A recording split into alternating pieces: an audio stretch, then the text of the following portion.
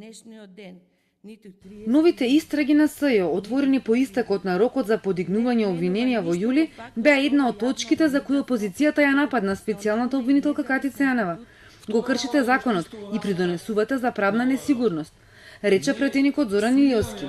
Јанева му одговори дека разбира зошто има нервоза поради работењето на СЈО. Рече дека законски се уште може да истражуваат криминал од бомбите и побара пратениците да изгласаат законско решение со кој ќе го продолжат мандатот на СЈО. Според Илиовски, СЈО не е независно, бидејќи ангажира за вештаци луѓе блиски до СДСМ. Имаме обвинители, функционери на ВМРО, обвинети, а вештаци се функционери на Социјалдемократскиот сојуз на Македонија. Колку сака нека е непристрасен и вештиот наод, немојте да ми речете дека и вие да не сте на оваа функција, нема да се запрашате и да си речете чекај овде нешто не е кој што треба. Апсолутно не е така, бидејќи специјалното јавно обвинителство ги ангажира пред вештаците кои сакаат, прво, кои сакаат да бидат ангажирани, отколку им биде понудено од страна на специјалното обвинителство да направат вештачење, што е согласно законот, и се од редот на вештаците кои се на листата на вештаци што е извадена од страна на Министерството за правда.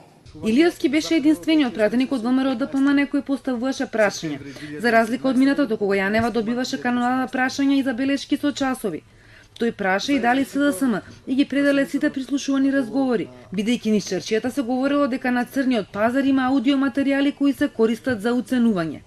Јанева рече дека има записник од примопредавањето на бомбите и дека тоа е дел од доказниот материјал за предметот Таргет Тврдина, кој според СЈО е клучот за аферата за прислушување.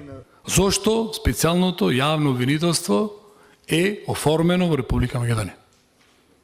Прва и основна работа за кој што е оформено е да најди, да дефинира, да го осуди тој кој што прислушкувал.